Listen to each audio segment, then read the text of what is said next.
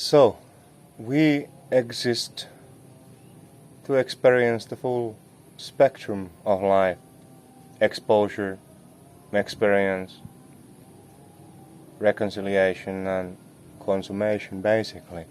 And that includes things like emotions, mental states.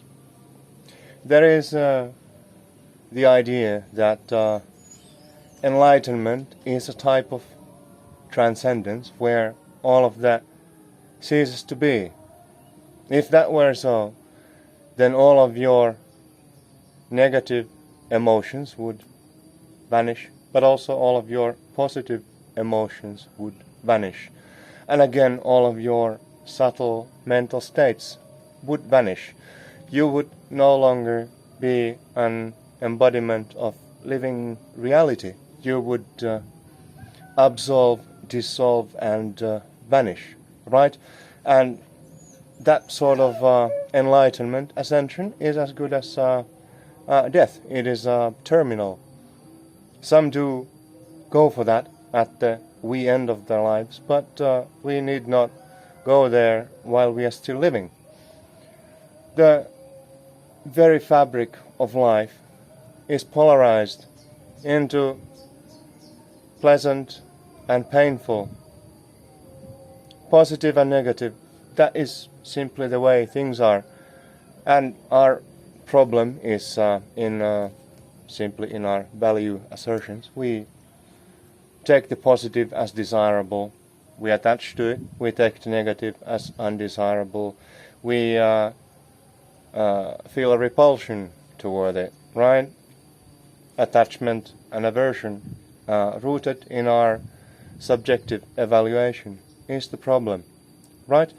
And suppose you transcend this tendency to evaluate your mental conditioning, then do all those negative emotions cease to exist. For that matter, do all physical sensations cease to exist, the pleasant and the painful, right? Suppose I walk down the road, and on the roadside under a tree there is a Buddha meditating, absorbed in a contemplative trance. His mind and awareness established in the sphere of infinite nothingness or infinite liminality, entirely dissociated from the physical body. Awareness otherwise tuned. Will he be aware if I say naughty things about him, if I slander him? No, he will not, because he is elsewhere. But suppose when he returns from his concentrative absorption, from his dimensional trance, I go up to him and I twist his nose.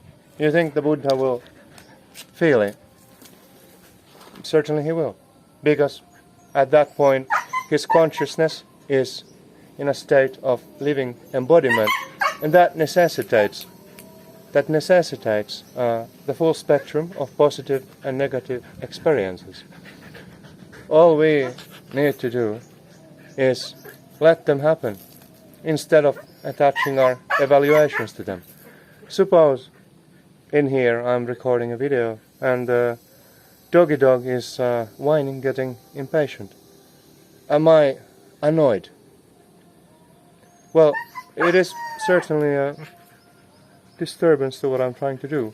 But if I begin to resent that, I bring about suffering for myself, and I bring about resentment toward an innocent being acting simply in wake of their emotions, their feelings, their instincts, right? So I have no need to do that. I simply welcome it as a part of the necessary show, the drama of life.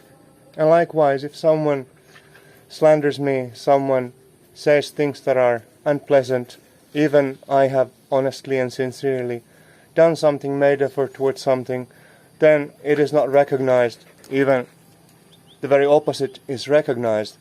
Is there an impact? No, there is certainly an impact, right?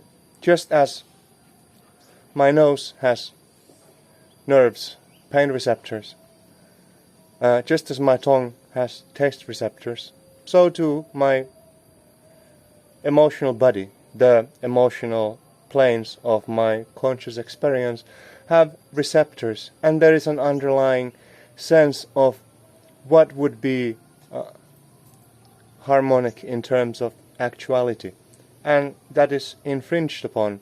So there is a natural reaction. Certainly.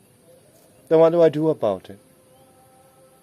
There is nothing to do about it. It is simply an experience that comes into being that I undergo as one of the many polarities and flavors of life.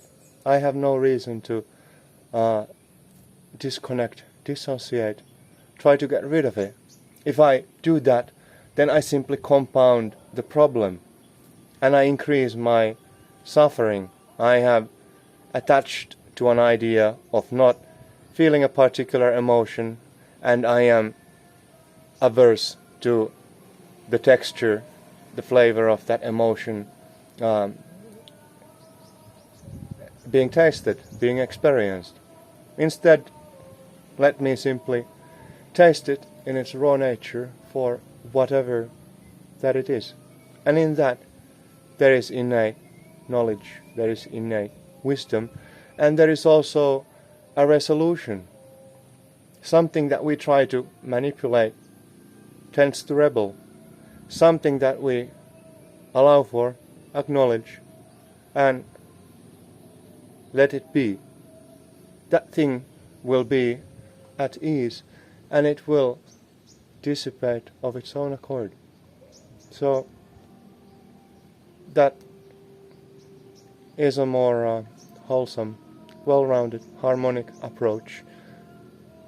And with that, the edgy patterns in your mind colliding from all directions, and the more you battle them, the more they collide and compound, they begin to ease out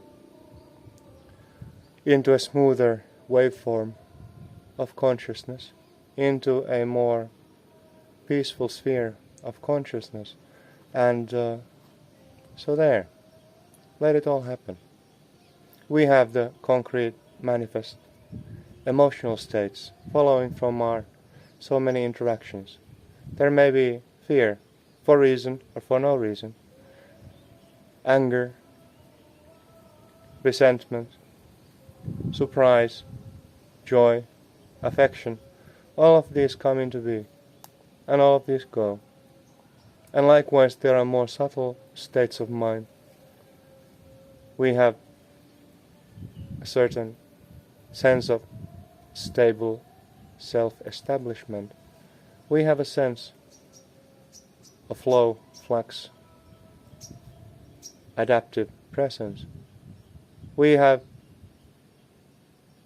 a mental state of magnetic, dynamic interaction.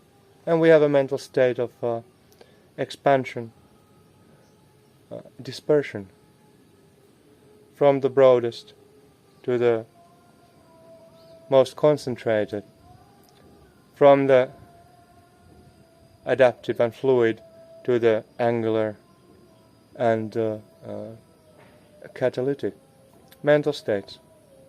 And they come and go in their season, just as emotions come and go, each in their term and in their turn. So let that happen. Observe. Recall. There is a witness. There is a prime awareness, undifferentiated, luminous mind that is beyond all of these phenomena. Now, I'm not saying you should identify and assert your ego into that luminous field of undifferentiated consciousness, suffusing all the phenomenal polarities. No, but by all means, turn your eyes backwards, upwards, inwards, to the behind of all things. There, you will find an untriggerable, non-reactionary state of consciousness, a certain blank slate, a canvas, And for that canvas, also allow for an infinity of space to ensure that no impact will ever lead into its assuming perverse formations, as in that field itself is what it is.